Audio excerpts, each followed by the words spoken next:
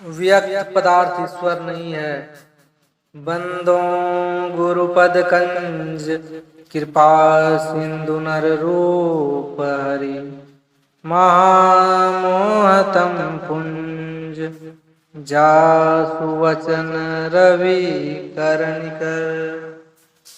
धर्म अनुरागी प्यारी जनता, जैसे शिशु को, छोटे बच्चे को एक ही विश्वास रहता है कि मेरे शुभ के लिए, सारी मनोकामनाओं को पूर्ण करने के लिए केवल मेरी माता है, उसी तरह भक्तों को साथ साथ मुझको भी यह विश्वास है कि मनुष्य के सब सुखों की एक ही माता है, इसके अतिरिक्त कोई दूसरी नहीं।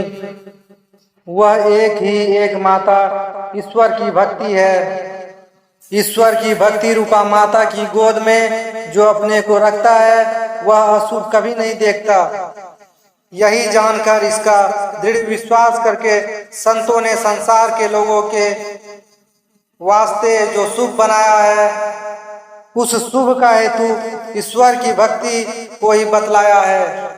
ईश्वर की भक्ति से मनुष्य शुभ ही शुभ देखता, वह अंत में मोक्ष पाता है। संसार के बंधनों में, जालों में फंसा हुआ मानव शुभ की यात्रा से अधिक अशुभ देखता है, और अशुभ देखते हुए वह संसार के जालों में रहकर कभी तृप्त नहीं पाता है या तृप्ति नहीं पाता है। तो भक्तगण, संत जन कहते हैं कि ईश्वर की मुक्ति सब सुख देने वाली है। सब सुख के लिए एक ही माता यही है। इस माता को अपना बना लो या अपना लो, इस माता की गोद में आ जाओ। इसी हेतु से तुम्हारे गुरु महाराज ने ईश्वर की भक्ति का प्रचार जब तक उनका शरीर रहा तब तक किया, और हम लोगों को भी यही प्रचार करने का उपदेश दिया। इस प्रकार दैनिक और अखिल भारतीय सत्संग के द्वारा इसका प्रचार होता रहा है। इसका मूल कारण गुरु आज्ञा है। तो मुझे इसमें बड़ा विश्वास है। आप लोगों से मैं कहता हूँ कि ईश्वर की भक्ति अच्छी तरह से समझिए। जिन माता के गर्भ से आपने जन्म लिया है, वह माता आपके वास्ते बहुत ही सुखदायिनी और शुभ में रहने वाली अवश्य है। परंतु भक्ति रूपा माता आपको जिस सुख में रखेगी वह सुख निराला है। भौतिक जगत का सुख जन्मदात्री माता अवश्य देती है, परंतु भौतिक जगत में केवल सुख ही सुख मिले, इसका विश्वास ना कभी हुआ है, ना है और ना कभी होगा। होना भी नहीं चाहिए, क्योंकि भौतिक पदार्थों में ऐसा गुण नहीं है कि किसी को सुख स्वरूप कर दे, परंतु ईश्वर की भक्ति में यह गुण है। इसलिए ईश्वर की भक्ति अवश्य करनी चाहिए।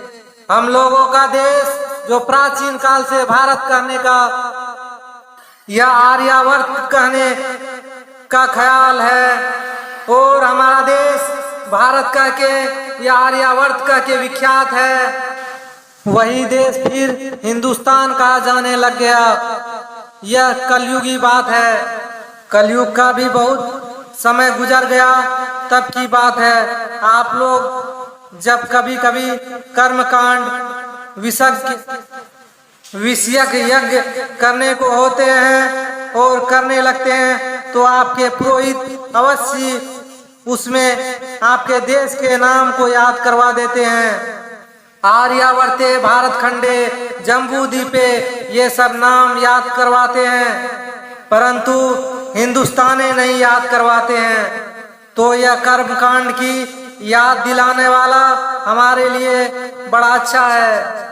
अपने साविक नाम को हम जानते हैं। अगर यह नहीं होता तो आज पहले का नाम इस तरह गुप्त हो जाता जैसे कोई अपने को अपने होकर किसी को स्वप्न में बिल्कुल भूल जाए।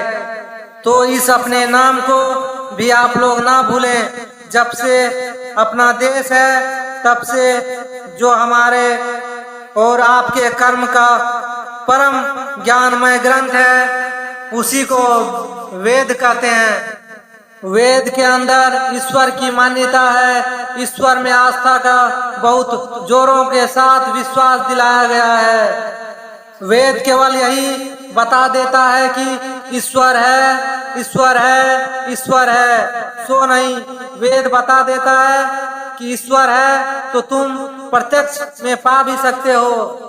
है परंतु अव्यक्त है। व्यक्त पदार्थ ईश्वर नहीं है, व्यक्त पदार्थ माया है। जो अव्यक्त है वह ईश्वर है।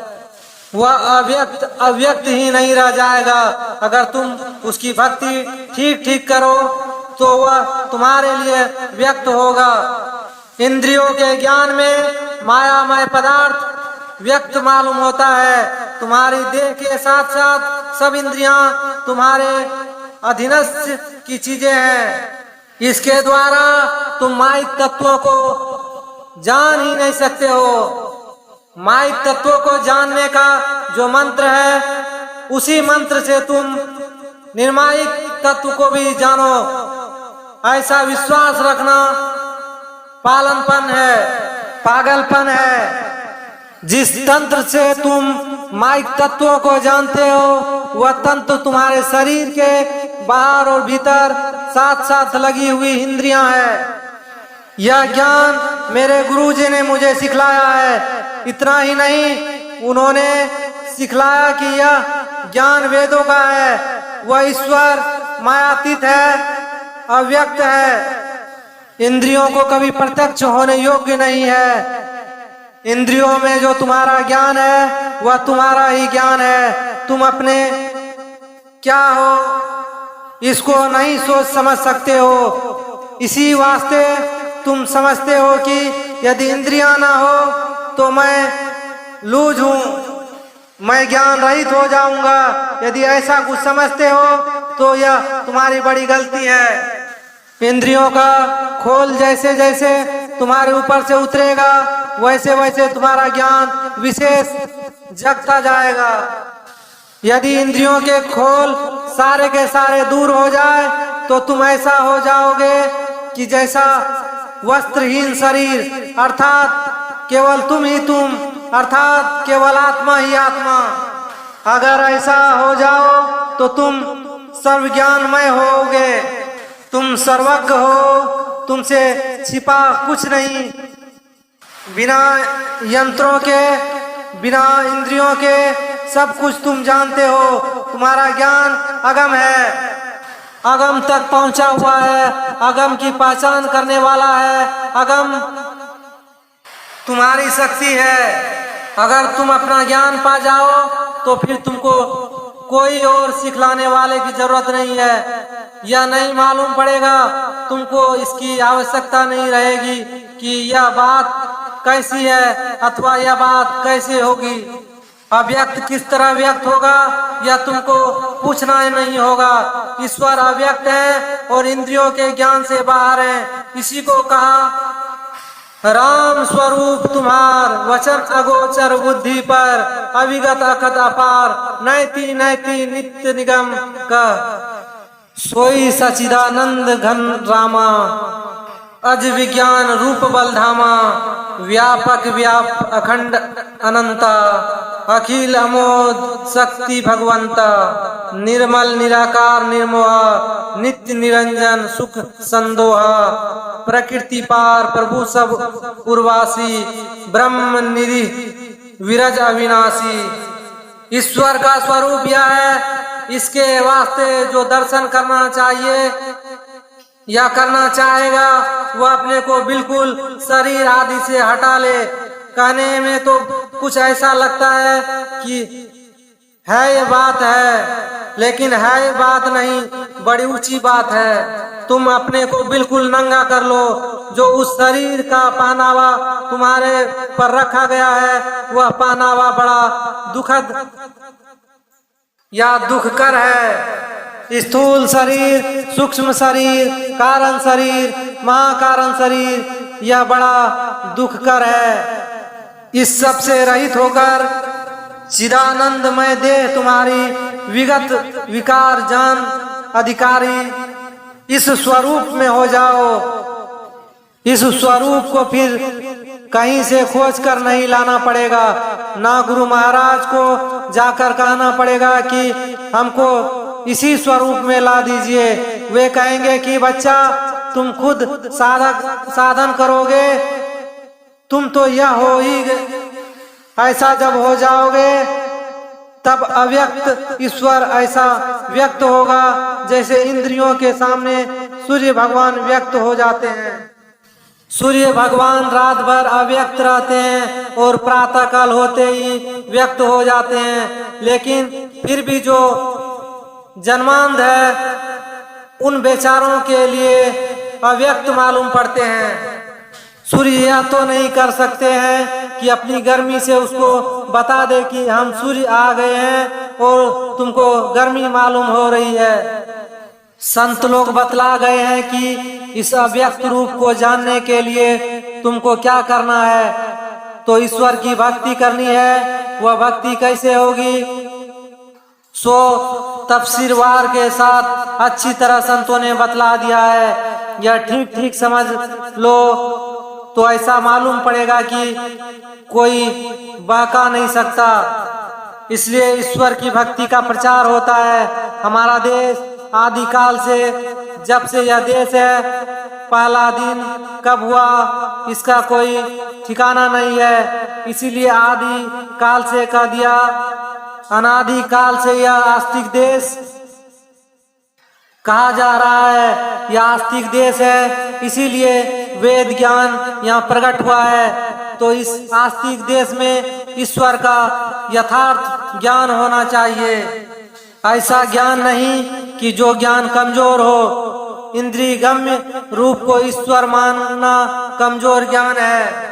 इंद्रिय गम्य रूप नहीं बल्कि इंद्रियों के ज्ञान से बाहर जो परमात्मा का स्वरूप है, परमात्मा को उसी स्वरूप में मानना है। यह ज्ञान एकदम मजबूत है, तो इस ज्ञान को सब लोग धारण करें। यह मत सोचो कि मैं हल चलाने वाला हूँ, उतना ज्ञान कहाँ पाऊंगा। अरे देखो तो कोई कुछ पैसा मांगता है, केवल यह ज्ञान तुमको बांटता है। कोई मांगता है कुछ, बहुत जगह सत्संग होता है, सत्संग में जाओ यह ज्ञान पाओगे। नहीं पढ़े लिखे हो तब भी पाओगे। पढ़े लिखे होकर के भी जो भूलते हैं तो भी पाओगे और अपनी भूल को समझ जाओगे। जो इस ज्ञान को नहीं पाता है, यदि वह ईश्वर की भक्ति में प्रविष्ट होता है तो उसका प्रविष्ट होना वैसा ही है जैसा कि कोई मार्ग चलने में प्रविष्ट हो जाए। यात्री बन जाए, चलता जाए, लेकिन उसको पता नहीं कहाँ पहुँचना है, कहाँ को जाना है। जब यही पता नहीं कि कहाँ को जाना है तो वह किधर जाएगा, ना मालूम, भ्रमता भटकता उसकी क्या गति हो जाएगी। इसलिए ईश्वर स्वरूप का ज्ञान पहले प्राप्त कर लो, फिर भक्ति मार्ग में प्रविष्ट हो जाओ। और वैसी बात नहीं, इतनी ही बात समझ लो। श्री राम ने बहुत समास रूप में मुख्तसर में लक्ष्मण जी के पूछने पर कि माया किसको कहते हैं, तो उन्होंने कह दिया कि इंद्रियों के ज्ञान में, मन के ज्ञान में जो आवे वह माया है। बस जाओ। गो गोचर जहाँ लगी मन जाई, सो सब माया जाने हूँ भाई। अब सब इंद्रियों के ज्ञान छूट गए, बाकी क्या रह गया? तुम्हारा निजी ज्ञान। तुम्हारे ज्ञान से सब इंद्रियों में ज्ञान है, तुम्हारा अपना निजी ज्ञान कुछ नहीं है। यह कभी मत समझो। तुम्हारा अपना निजी ज्ञान बड़ा विशाल है। पूर्ण से जो निकलता है वह विपूर्ण, बाकी बचता है वह विपूर्ण। एक अजीब बात है, पूर्ण से जो निकलता है वह विपूर्ण, और पूर्ण तो अपना पूर्ण है ही। निकलने से जो बच जाता है वह भी पूर्ण, वही तुम निकले वे पूर्ण हो। लेकिन अपने को तुम नहीं पहचानते हो, यही बात है। हम लोग समझते हैं कि अग्नि पुंज से एक चिंगारी में अग्नि भी कम, चमक भी कम और दाहक शक्ति भी कम। लेकिन ईश्वर ऐसा नहीं है, उसकी चिंगारी ऐसी नहीं है। उसमें तो स्वयं ईश्वर में जो गुण है, उसके कण कण में वही गुण है। ईश्वर अंश जीव अविनाशी, चेतन अमल सहज सुख राशि। अंश कह करके कुछ दर्जा हो गया, अंश कह के कुछ कम गुण हो गया, सो नहीं है। अगर उस कण को पहचान जाओ, अर्थात अपने तई को पहचान जाओ, तो यह अच्छी तरह से समझ जाओगे कि पूर्ण से यह काम गोया, यह कम गोया। जरा सा जो लिया सो भी स्वरूपता वही है, वही गुण है। बाकी बचा हुआ भी पूर्ण ही है, और वह जो पहले से पूर्ण है सो तो पूर्ण ही है।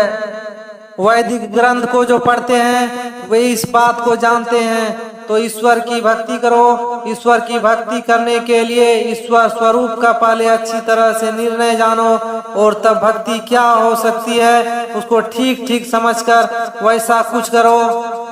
यह सत्संग इसलिए नहीं होता है कि सब सुन लो अथवा बहुत तो याद रखो, इसलिए नहीं कहा जाता है। इसके लिए यह सत्संग कभी सुखदायक नहीं है। यह सत्संग तब सुखदायक है जब जो सुनो उसको अपने में रखो तथा उसके अनुकूल चलने की कोशिश करो।